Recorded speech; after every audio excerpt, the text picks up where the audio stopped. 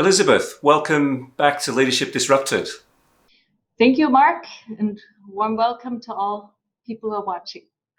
Now, last week we were speaking about the change you were putting your organisation through from a cultural perspective and I suppose a customer-centric perspective, moving away from a product focus, and that's difficult. But at times like now, we're in a very challenged environment with what's happening in the world around us, and I wonder if during times like that, one could become very, very business focused on the dollar as opposed to focused on the people. And I know that in speaking to you before, diversity and inclusion was a big part of that cultural change for you. Has the current environment put the brakes on that? I would say on the contrary, actually, because after this initial phase, where the pandemic hit and you have all the crisis management going on, where you are very busy to just make sure you understand what is going on, how to respond to the situation, how to make sure that the people are safe and everybody is taken care of, then you enter into the next stage. And this is a stage where business activity really slows down, where no one is traveling anymore. So people are not frantically jumping from here to there and meeting this person, meeting that person. So in reality, there was time. And we used this time that the pandemic freed up for us to also work on this topic. Yeah. Now, you have a very broad range of countries and cultures reporting into you across all of Asia Pacific. You're based in China. Do you find, though, that focus and getting the team to care about diversity and inclusion is the same across all of the region, or are there variations? As you just mentioned, Asia is a big place in itself, and it's a place home to many very, very different cultures and identities as well. And that also brings a lot of richness, but also diversity to the topic of what is how well developed where when you look at the diversity and inclusion point.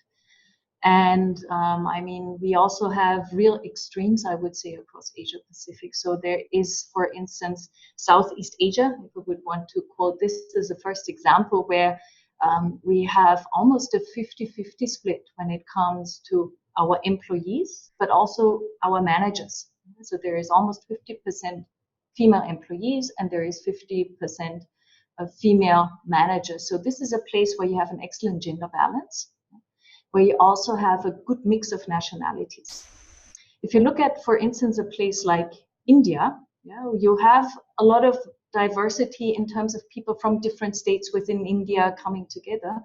But the piece of gender diversity, at least for us in India, continues to be a very, very significant challenge. And if you then look at other places, like, for instance, Australia, which is a very mature country when it comes to a discussion and a debate about diversity and inclusion, here for us the focus lies a lot more on what comes after you've looked into the national diversity and made sure there is a good balance in terms of gender. And then the discussion and conversation moves to topic like mental health, to age groups, to more topics about inclusion. So once I have all this mix that I envision, how do I make this work? How do I make this create value for the organization? Yeah. What about Black Lives Matter? I mean, I know this is started in the US. People are talking about this worldwide.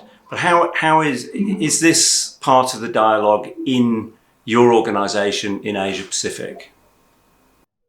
I mean, on this topic of Black Lives Matters, I would like to quote one of our colleagues. She joined us from the United States to Singapore not too long ago. And when this discussion unfolded, originating from the United States, actually one day I opened my LinkedIn and then I saw a post from her. Her name is Lima. And she wrote, "I'm Black and my life matters. And today my company sent a message that confirmed that I'm at the right place to work. Now executives are fully supported and working to advance racial equality. I'm proud of Siemens." Yeah. And this touched me in a very, very personal way. And I know from other colleagues, because I ask around, so did you see Lima's post? And everybody says, yes, I saw it. Yeah. And I also liked it. Yeah. And one colleague, he was an Australian colleague, actually told me, yeah, I've always wanted to also show that I support this topic, but I don't know how to do this. Yeah. As a white Anglo-Saxon man, how do I do this in a way that it's understood that I'm sincere, yeah, and that people don't kind of fire back at me?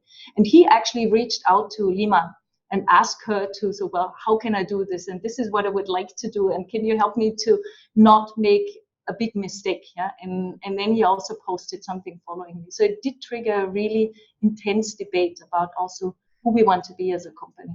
Yeah, yeah, that's fantastic to hear. Elisabeth, thank you very much for your time today. That's been absolutely fascinating. I really appreciate it. Thank you very much for having me, Mark.